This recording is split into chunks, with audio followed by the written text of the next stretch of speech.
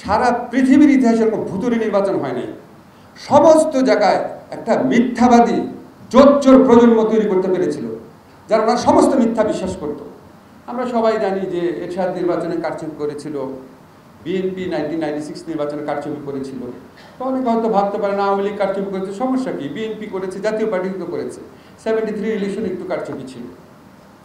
সমস্যাটা কোন জায়গায় সেটা আপনাদের বুঝতে হবে। সমস্যা হচ্ছে মাত্রা এবং ব্যাপকতায়। মাত্রা এবং ব্যাপকতায় আপনাকে উদাহরণ দিয়ে দেখাই।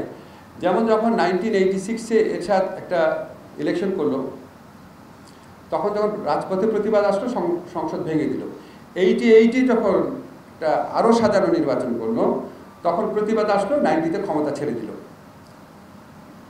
ক্ষমতা ছেড়ে দিয়েছে। এই পুরা প্রক্রিয়াতে 9 বছরে আপনারা হিসাব করে দেখেন 40-50 জন মানুষ হত্যা করা হয়েছে। 9 বছরে 40-50 জন, বিভিন্ন আন্দোলন সংগ্রামে 40-50 জন, বাড়িয়েও বলতে পারি। আমার নিজের মনে পড়ে জাস্ট 20-25 জন। আচ্ছা, ফর দ্য সেক অফ মানে কি বলবো, যে পলিটিক্যাল কারেক্টনেস ধরে না 40-50 জন মারা গেছে বললাম 9 বছরে। আর নির্বাচনে কারচুপি করার পরপরই ছেড়ে দিয়েছে। বেগম খালেদা জিয়ার আমলে 1996-এ মাগুরা ইলেকশনের পর একটা ভুয়া ইলেকশন হয়েছিল, আপনারা জানেন। এরপরে আন্দোলন হওয়া মাত্র কয়েক মাসের মাথায় উনি একটা কেয়ারটেকার গভর্নমেন্ট বিল পাস করে ক্ষমতা ছেড়ে দিয়েছেন। 10-12 জন মারা যায় নাই পুরো আন্দোলনে। অর্থাৎ ওনারা রাস্তার ভাষাটা পড়তে পারতেন, রেসপেক্ট ছিল মানুষের প্রতি।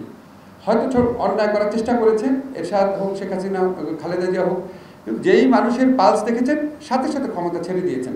সাথে সাথে কেউ সময় লেগেছে 2 বছর, বেগম জিয়ার সময় লেগেছে 2 মাস।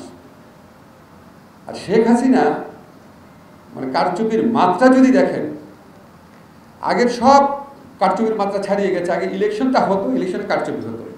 উনি 2014 সনে ইলেকশন হওয়ার আগেই সংসদ নির্বাচিত হয়ে গেছে। ইলেকশন হওয়ার আগেই 153টা আসনে ইলেকশন হওয়ার আগে ইলেকশন হয়ে গেছে।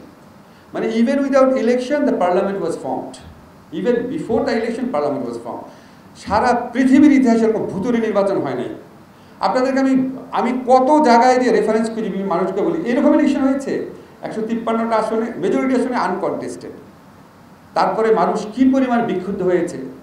তখনও উনি প্রায় শখানেক লোককে হত্যা করেছিলেন।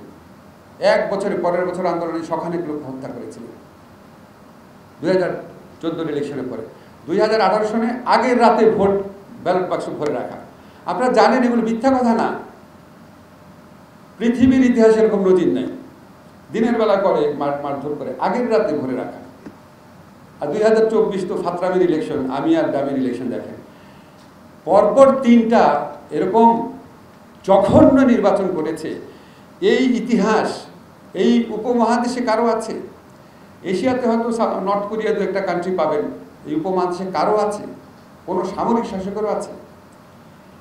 এবং মানুষের, আমি সবসময় বলতাম, শেষের দিকে বলতে কি, মানুষকে নিয়ে ঠাট্টা মশকরা করে। প্রত্যেকটা মানুষ জানে ইলেকশন হচ্ছে না, তারপরে যা বলতেছে যে এরকম বাংলাদেশের মানুষ ভোটাধিকার প্রয়োগ করেছে, সুষ্ঠু নির্বাচন হয়েছে। মানে মানুষের তো অডাসিটির সীমা থাকা উচিত, সীমা থাকা উচিত। সব কিছুর মাত্রা থাকে, সব কিছুরই মাত্রা থাকে। আপনারা সরকারি চাকরি বিধিতে দেখবেন, ছোট অপরাধ হলে আপনারা ভৎসনা করেন, বড় অপরাধ হলে আপনারা চাকরিচ্যুত করেন, এমনকি মামলা করে জেলে দেন। সব কিছু মাত্রা থাকে না। ওনারটা ছিল নির্বাচনের ক্ষেত্রে সর্বোচ্চতম অপরাধ। পরপর 3 বার 15 বছর বাংলাদেশের মানুষকে ভোট দিতে দেয়নি, 15 বছর। এবং কোনো রকম অনুশোচনা নাই। এমন একটা ইয়ে ছিল যে মানে মিথ্যা যে মানুষ এত কনফিডেন্টলি বলতে পারে।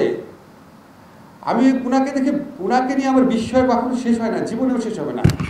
মিথ্যা কথা মানুষ এত কনফিডেন্টলি বলতে পারে, এত অনায়াসে বলতে পারে।